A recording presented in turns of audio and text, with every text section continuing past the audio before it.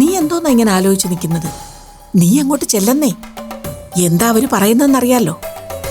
അല്ലാമേ, അവര് പേഴ്സണലായിട്ട് സംസാരിക്കുന്നിടത്ത് ഞാനായിട്ട് ചെല്ലുക എന്ന് പറയുമ്പോ അതിലൊരു കുഴപ്പമില്ല. അവര് വന്നൂന്ന് വെച്ച് നിനക്ക് നിന്റെ ഭാര്യയോട് എന്തെങ്കിലും സംസാരിക്കാനുണ്ടാവില്ലേ? അല്ലെങ്കിൽ തന്നെ അവര് മുറി അടച്ചിട്ടിരുന്നൊന്നും അല്ലല്ലോ സംസാരിക്കുന്നത്. ടീച്ചർ വന്നതറിഞ്ഞ് കുശലം ചോദിക്കാൻ ചെല്ലുന്നു. അതിലിപ്പോ എന്താ കുഴപ്പം? നീ ഇങ്ങനെ നാണിച്ച് ശങ്കിച്ച് നിൽക്കാതെ അങ്ങോട്ട് ചെല്ലു മുരളി. പിന്നൊരു കാര്യം, പിള്ളേരെ രണ്ടുപേരെയും പഴയതുപോലെ കൂട്ടാക്കണമെന്നും പറഞ്ഞ് മധ്യസ്ഥം വഹിക്കാനാണ് അവരുടെ വരവെങ്കിൽ തല പോയാൽ നീ സമ്മതിച്ചു കൊടുക്കരുത്. അശ്വതി പാവം പൊട്ടിക്കാളി, അതുകൊണ്ട് അവളെ എളുപ്പം കുപ്പിയിലാക്കാന്നായിരിക്കും അവരുടെ ധാരണ. പക്ഷേ ദേ, നീയായിട്ട് അതിനൊന്നും വളം വെച്ച് കൊടുക്കരുത്. നമ്മൾ പിടിച്ച പിടിയിലങ്ങ് നിന്നോണം.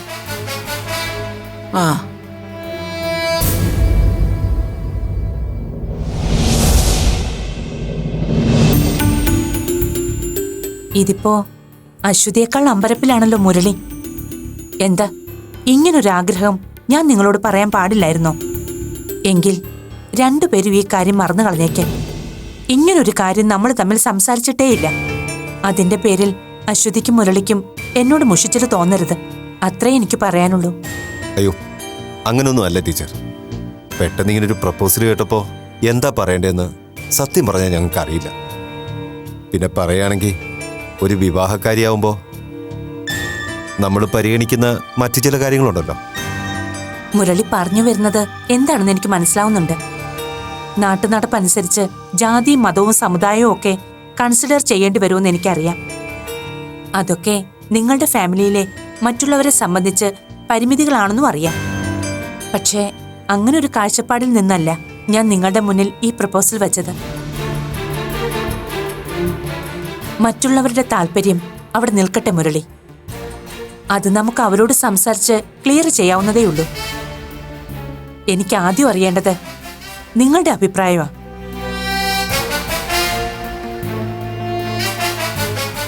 ജാതിയുടെയും സമുദായത്തിന്റെയും കാര്യം മാറ്റിവെച്ചാൽ കുട്ടികൾ തമ്മിൽ അങ്ങനൊരു ഇഷ്ടവും താല്പര്യവും ഉണ്ടെങ്കിൽ അത് നടത്തിക്കൊടുക്കാൻ നിങ്ങൾ തയ്യാറാണോ എന്നാ എനിക്കറിയേണ്ടത്.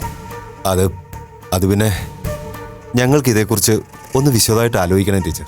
മതി, ഒരു ധൃതിയില്ല. നന്നായി ആലോചിച്ച് ഒരു മറുപടി തന്നാ മതി.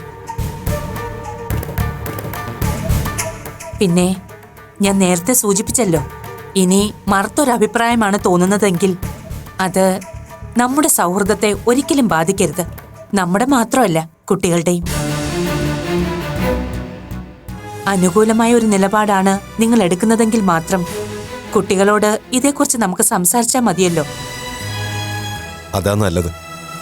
അല്ല ടീച്ചർ, ഒന്ന് ചോദിച്ചോട്ടെ, ഒരു ഫ്രണ്ട്ഷിപ്പിനപ്പുറം അവർ തമ്മിൽ അങ്ങനെ ഒരു അടുപ്പമുണ്ടെന്ന് ടീച്ചർക്ക് തോന്നാൻ എന്താ കാരണം? അങ്ങനെ ചോദിച്ചാ മാളുവിനോടുള്ള ഇഷ്ടം ജോബിൻ എന്നോട് പലതവണയെ സൂചിപ്പിച്ചിട്ടുണ്ട്. നേരിട്ടല്ല, അല്ലാതെ എനിക്ക് മനസ്സിലാകുന്ന തരത്തിൽ.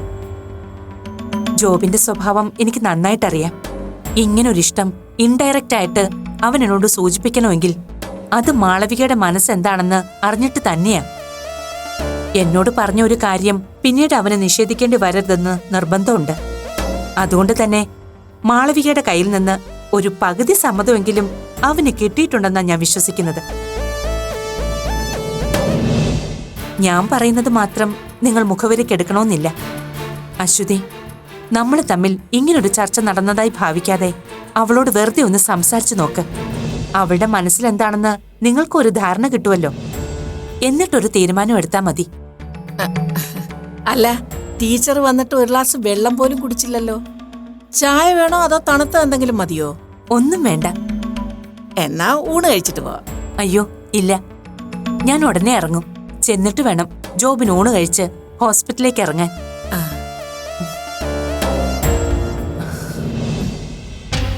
എന്നാ ശരി.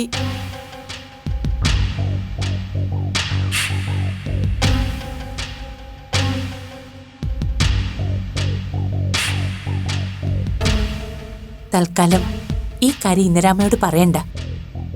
ആദ്യം നിങ്ങൾ രണ്ടുപേരും എല്ലാ വശങ്ങളും ആലോചിച്ച് യുക്തമായൊരു തീരുമാനമെടുക്കുക. അത് കഴിഞ്ഞ് മറ്റുള്ളവരോട് പറഞ്ഞാൽ മതിയല്ലോ. എന്നാ പിന്നെ ഞാൻ ഇറങ്ങട്ടെ. മുരളിയും അശ്വതിയും കുറച്ചുകൂടെ പ്രാക്ടിക്കലായി ചിന്തിച്ച് ഒരു ഡിസിഷൻ എടുക്കുന്ന വിശ്വാസത്തിലാണ് ഞാൻ പോകുന്നത്. എത്രയും പെട്ടെന്ന് നിങ്ങളുടെ അഭിപ്രായം എന്താണെങ്കിലും അറിയിക്കണം. ഞങ്ങൾ ആലോചിച്ചെന്താന്ന് വെച്ചാൽ അറിയിക്കാം. എന്നാ ഞാൻ ഇറങ്ങട്ടെ.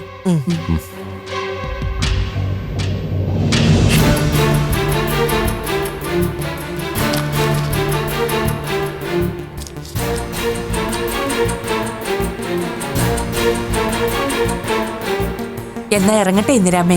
ഓ ആയിക്കോട്ടെ. ആ പണിക്കാരുടെ മോളിപ്പോ ടീച്ചറുടെ വീട്ടിലാ പൊറുതി അല്ലയോ? കുറച്ചു ദിവസമായി അപ്പോ അവിടെയുണ്ട്. അങ്ങേരെ അതിനെ വീട്ടിൽ നിന്ന് അടിച്ചിറക്കിയ മട്ടാണെന്നാ തോന്നുന്നത്. അറിഞ്ഞുകൊണ്ട് ടീച്ചർ എന്തിനാ ആ വയ്യാവേലി എടുത്ത് തോളെ വെക്കാൻ പോകുന്നത്? അങ്ങനെയുള്ളവർക്കും ആരെങ്കിലും ഒക്കെ വേണ്ട ഇന്ദിരാമ്മേ. ഒന്നുമില്ലെങ്കിലും അപ്പൂ എനിക്ക് വേണ്ടപ്പെട്ട കുട്ടി തന്നെയല്ലേ. സംഗതിയൊക്കെ ശരി തന്നെ. പക്ഷെ ഒടുക്കം വെളുക്കാൻ തേച്ചത് പാണ്ടാകാതിരുന്നാ മതി. ഡോക്ടറോട് ഒന്ന് സൂക്ഷിച്ചും കണ്ട് ഇടപെട്ടാ മതി എന്ന് പറയണേ. പറയാം. ആ എന്നാ ഇറങ്ങട്ടെ. ഓ ശരി മുരളി. ശരി.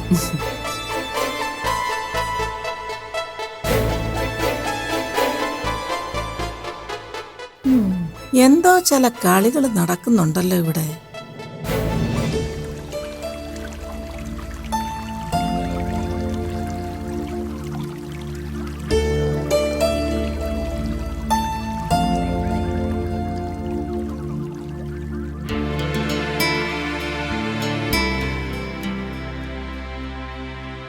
അപ്പു, അപ്പു, ഇതെന്ത് പറ്റി? ഞാൻ വന്നിട്ട് ഇത്രയും നേരമായിട്ടും ആളെ താഴേക്കെങ്ങും കണ്ടില്ലല്ലോ. ദാ ചായ കുടിക്ക. എന്തു പറ്റി അപ്പു? സുഖമില്ലേ? എനിക്ക് കുഴപ്പമൊന്നുമില്ല. പിന്നെന്താ ഇവിടെ തന്നെ അങ്ങ് ചടഞ്ഞുകൂടി ഇരുന്നത്? താഴേക്ക് വരായിരുന്നില്ലേ? അല്ല, നീയും ജോബും കൂടി പുറത്തെവിടെയോ പോകുന്നെന്ന് പറഞ്ഞല്ലോ. എന്നിട്ടെന്താ പോകാഞ്ഞത്? അവൻ ഇതുവരെ വന്നില്ലേ? ആന്റിയുടെ മോൻ വലിയ തിരക്കുള്ള ആളല്ലേ. അതിനിടയിൽ നമ്മുടെ കാര്യമൊക്കെ ശ്രദ്ധിക്കാൻ എവിടെ നേരം? അപ്പൊ അതാണല്ലേ കാര്യം. ചേടാ, അവൻ ഇതെന്ത് പരിപാടിയാ കാണിച്ചത്? എന്താ നിന്നെ കൊണ്ടുപോകാത്തതെന്ന് ഇപ്പൊ തന്നെ വിളിച്ചു ചോദിക്കാം. അങ്ങനെ വിട്ടാ കൊള്ളില്ലല്ലോ. ഏയ് വേണ്ട വേണ്ട, ആന്റി വിളിക്കണ്ട. ഞാൻ വെറുതെ പറഞ്ഞതാ. ഡോക്ടർ വന്നിരുന്നു.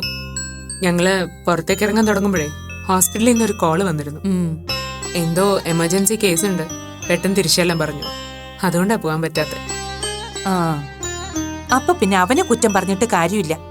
അല്ലേലും ഹോസ്പിറ്റലിലെ കാര്യത്തിന് തന്നെയാ ജോയ്ക്ക് എപ്പോഴും മുൻഗണന. എപ്പ വിളിച്ചാലും ഒരു ബുദ്ധിമുട്ടും പറയാതെ അവൻ ഓടിച്ചെന്നോളും.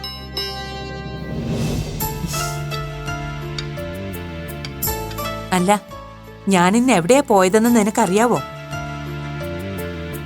ഇല്ല. നിന്നെ ഒപ്പം കൂട്ടാൻ പറ്റാത്ത ഒരിടത്തേക്കാ ഞാൻ പോയത്. അവിടേക്കാ ഞാൻ പോകുന്നതെന്നറിഞ്ഞാൽ കൂടെ വരാൻ പറ്റാത്തതിന് നിനക്ക് സങ്കടം തോന്നിയാലോ എന്ന് കരുതിയാ ഞാൻ പറയാതെ പോയത്.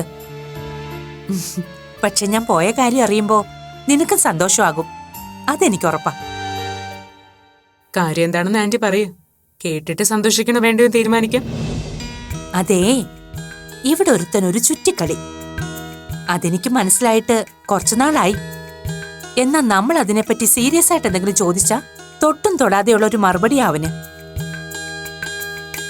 അങ്ങനെ വിട്ടാ ശരിയാവില്ലല്ലോ. അതുകൊണ്ട് രണ്ടിലൊരു തീരുമാനം എടുത്തേ പറ്റൂന്ന് ഞാൻ അങ്ങ് തീരുമാനിച്ചു. അതിനുവേണ്ടിയായിരുന്നു ഇന്നത്തെ യാത്ര. ആന്റി ഇപ്പോഴും കാര്യം എന്താണെന്ന് പറഞ്ഞില്ല. നിന്റെ കൂട്ടുകാരിയുടെ കാര്യം തന്നെയാ, മാളവികയുടെ. മാളൂന് എന്തു പറ്റി? എന്റെ മോന് അവളെ അങ്ങ് മനസ്സിൽ പിടിച്ചുപോയി. മാളൂനും അവനെ ഇഷ്ടമാണെന്ന് എനിക്ക് മനസ്സിലായി. അതിനെക്കുറിച്ച് ഞാൻ എന്തെങ്കിലും നേരിട്ട് ചോദിച്ചാലോ എന്ന് കരുതി അവൾക്ക് പേടിയുണ്ട്. അതുകൊണ്ട് തന്നെ ഇതേക്കുറിച്ച് ഞാൻ ആ കുട്ടിയോട് ഇതുവരെ ഒന്നും ചോദിച്ചിട്ടില്ല. അല്ല, അപ്പൂനോട് എന്തെങ്കിലും ഇതേക്കുറിച്ച് അവള് സംസാരിച്ചിട്ടുണ്ടോ? ഇല്ല ആന്റി, എന്നോട് അങ്ങനെയൊന്നും മാളു പറഞ്ഞിട്ടില്ല. ആ, അതിപ്പോ നിങ്ങൾക്ക് തമ്മിൽ കാണാനും സംസാരിക്കാനും ഒന്നും അധികം അവസരം കിട്ടുന്നില്ലല്ലോ, അതുകൊണ്ടാവും. എന്നിട്ട് ആന്റി ഇക്കാര്യം മാളുവിന്റെ വീട്ടിൽ സംസാരിച്ചോ? നേരിട്ട് മുരളിയോടും അശ്വതിയോടും ഈ കാര്യം സംസാരിക്കുന്നത് തന്നെയാണ് നല്ലതെന്ന് എനിക്ക് തോന്നി. ഇല്ലെങ്കിൽ ഞാൻ ഇതേക്കുറിച്ച് അറിഞ്ഞിട്ടും മനഃപൂർവ്വം മറച്ചു വെച്ചതാണെന്ന് അവർക്ക് തോന്നിയാലോ? അതുമാത്രമല്ല, അനുകൂലമാണെങ്കിലും പ്രതികൂലമാണെങ്കിലും ഒരു മറുപടി എത്രയും പെട്ടെന്നുണ്ടായാൽ അത് നല്ലതാണല്ലോ. എന്നിട്ട് അശ്വതി ആന്റി മുരളി അങ്കിളും എന്തു പറഞ്ഞു? ഞാനിത് തുറന്ന് സംസാരിച്ചപ്പോ ആദ്യം രണ്ടാൾക്കും ഒരു അമ്പരപ്പായിരുന്നു. കാര്യത്തിന്റെ ഗൗരവം പിന്നെ അവർക്ക് മനസ്സിലായി. ഞാൻ മനസ്സിലാക്കിയിടത്തോളം അവർക്കതിൽ വലിയ എതിരഭിപ്രായമില്ലെന്ന് എനിക്ക് തോന്നി. പക്ഷെ എന്റെ കാര്യം പോലെ അല്ലല്ലോ അവരുടെ അവസ്ഥ. രണ്ടുപേർക്കും മാത്രമായി ഒരു തീരുമാനം എടുക്കാൻ പറ്റില്ലല്ലോ. ഉത്തരവാദിത്തപ്പെട്ടവരോടൊക്കെ കൂടി ആലോചിച്ച് മറുപടി അറിയിച്ചാൽ മതിയെന്ന് പറഞ്ഞാ ഞാൻ അവിടുന്ന് പോന്നത്. ആ ഇന്ദിരാമ്മയുടെ കാര്യത്തിൽ മാത്രമേ എനിക്ക് പേടിയുള്ളൂ. അവരെന്തെങ്കിലും എതിര് പറഞ്ഞാൽ അശ്വതിക്കും മുരളിക്കും അത് കേട്ടില്ലാന്ന് വെക്കാൻ പറ്റില്ലല്ലോ. അല്ല, അപ്പു ഒന്നും പറഞ്ഞില്ലല്ലോ. എന്താ നിന്റെ അഭിപ്രായം? ഞാൻ എന്റെ അഭിപ്രായം പറയാൻ ആന്റി, മാളും ഡോക്ടറും തമ്മിൽ ഇഷ്ടമാണെങ്കിൽ അത് നടത്തിക്കൊടുക്കണം തന്നെ എന്റെ അഭിപ്രായം. അവര് തമ്മിൽ നല്ല ചേർച്ച. അപ്പുവിനും അത് തോന്നിയല്ലേ? രണ്ടുപേർക്കും പരസ്പരം മനസ്സിലാക്കാനും അഡ്ജസ്റ്റ് ചെയ്യാനും പറ്റുമെങ്കിൽ അതിനേക്കാൾ വലിയ ചേർച്ച എന്തിനാ വേറെ? ഞാൻ അത്രേ നോക്കുന്നുള്ളൂ. ഇനി അവരുടെ ഭാഗത്തു നിന്ന് തീരുമാനം എന്താന്ന് വെച്ചാൽ അറിയിക്കട്ടെ, എന്നിട്ട് ആലോചിക്കാം ബാക്കിയൊക്കെ. ആ, എന്നാ ഞാൻ ഇനി അത്താഴത്തിനുള്ള പരിപാടി നോക്കട്ടെ. ആ, അതെ, ഞാൻ ഇന്ന് അവിടെ പോയ കാര്യമൊന്നും ജോ വരുമ്പോ അപ്പു പറയാനൊന്നും നിൽക്കണ്ട. നാളെ മാളു എന്താ പറയുന്നെന്ന് നോക്കാലോ.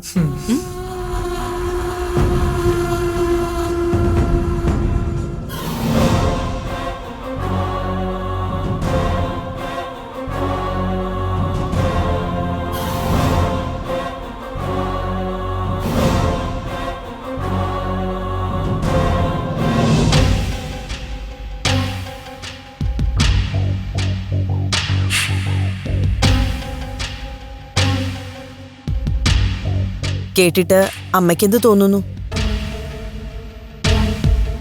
എനിക്ക് തോന്നുന്നത് എന്താണെന്ന് ഞാൻ വഴിയേ പറയാം. ആദ്യം നിങ്ങളുടെയൊക്കെ അഭിപ്രായം എന്താണെന്ന് പറഞ്ഞാട്ടെ, അതാണല്ലോ മുഖ്യം.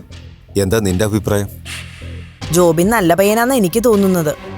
മാളുവിന് എന്തുകൊണ്ട് യോജിച്ചൊരാളാ. പക്ഷേ അതുമാത്രം നോക്കിയിട്ട് കാര്യമില്ലല്ലോ.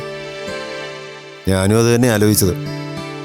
പക്ഷേ ഡെയ്സി ടീച്ചർ പറഞ്ഞത് വെച്ച് നോക്കുമ്പോൾ ആ കാര്യത്തിൽ നമ്മൾ അത്രയ്ക്ക് അങ്ങോട്ട് ബലം പിടിക്കേണ്ട കാര്യമുണ്ടോന്നാ. ഈ വന്ന കാലത്ത് ജാതി മതമൊക്കെ ആരാ നോക്കുന്നേ? വീട്ടുകാരായിട്ട് ആലോചിച്ചത് കൊണ്ടല്ലേ ഇതൊക്കെ ഒരു വിഷയമായിട്ട് നമുക്കിപ്പോ തോന്നുന്നത്. കുട്ടികൾ അവരുടെ ഇഷ്ടം മാത്രം നോക്കി ഒരു തീരുമാനം എടുത്താ നമുക്ക് എന്ത് ചെയ്യാൻ കഴിയും?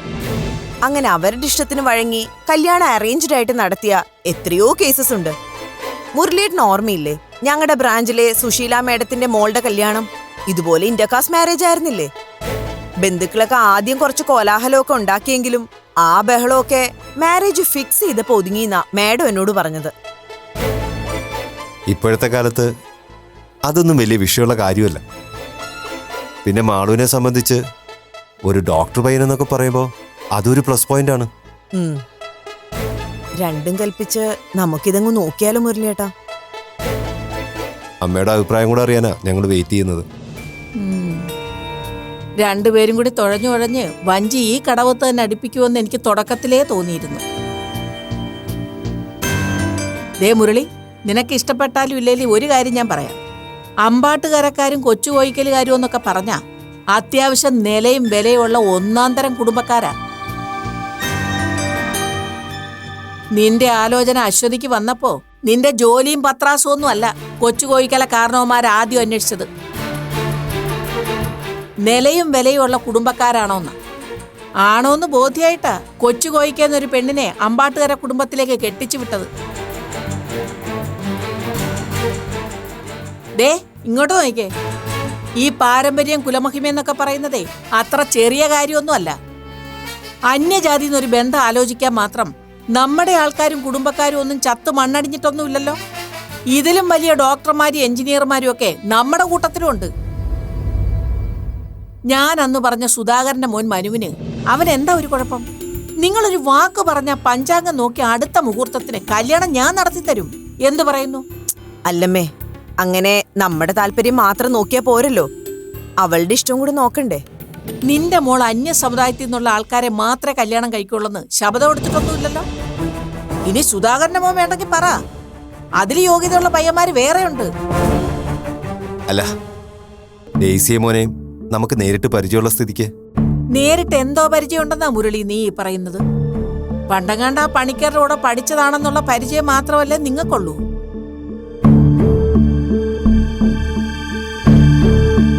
പയ്യൻ ഡോക്ടറാണെന്നുള്ള കാര്യം അങ്ങോട്ട് മാറ്റി നിർത്തിയ എന്ത് അവർക്കുള്ള യോഗ്യത? അച്ഛൻ പട്ടാളത്തിലായിരുന്നു എന്ന് പറയുന്നു, ആളിപ്പൊ ജീവിച്ചിരിപ്പില്ല. പോട്ടെ, കെട്ടിയോന്റെ കുടുംബക്കാരുമായിട്ട് വല്ല സഹകരണം ഉണ്ടോ? സ്വന്തം നിലയിൽ ഒരു ബന്ധുബലം ഉണ്ടോ? സമ്പാദ്യമുണ്ടോ?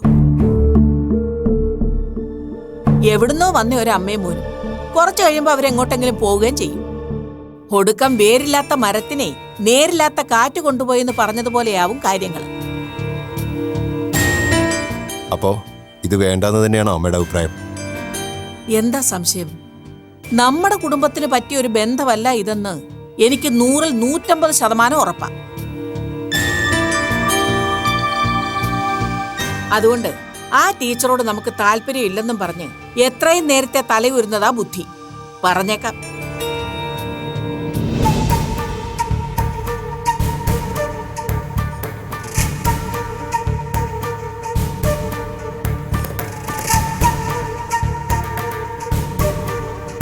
എന്തായാലും ആളും കൂടി വരട്ടെ, അവരുടെ അഭിപ്രായം കൂടെ അറിഞ്ഞിട്ട് ഒരു തീരുമാനം എടുക്കാം.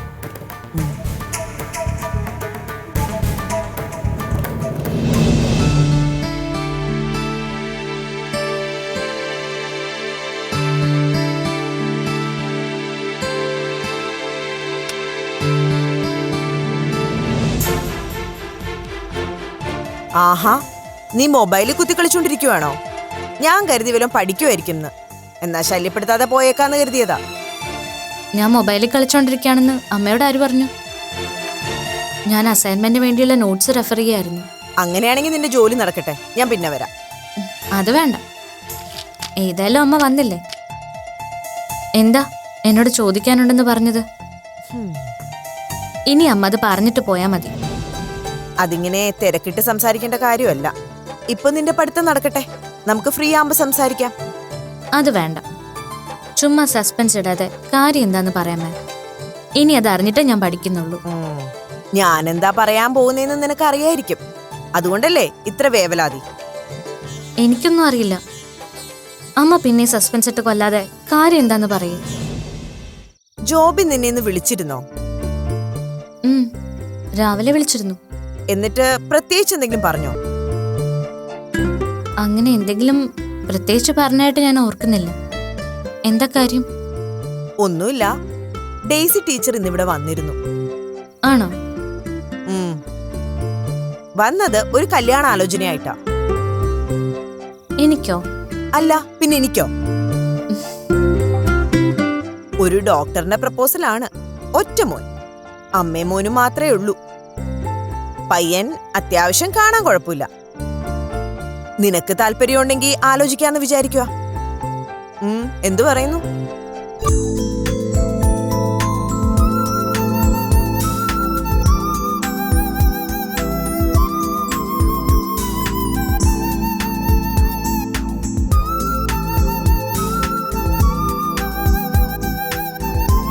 എന്താ ഒരു ആലോചന?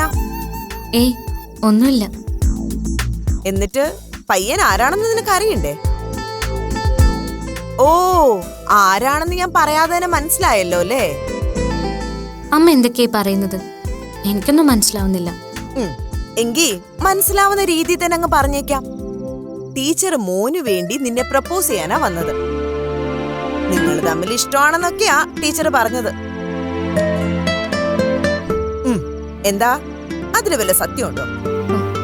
എനിക്കറിയില്ല, ഞാൻ ഡോക്ടറോട് അങ്ങനൊന്നും പറഞ്ഞിട്ടില്ല. എന്ന് വെച്ചാ ഡോക്ടർ അങ്ങനെ ചോദിച്ചിട്ടുണ്ട് എന്ന് അല്ലേ? അച്ഛൻ നിന്റെ താല്പര്യം എന്താന്ന് ചോദിക്കാൻ പറഞ്ഞിരിക്കുവാ. ഞാനെന്താ പറയേണ്ടത്?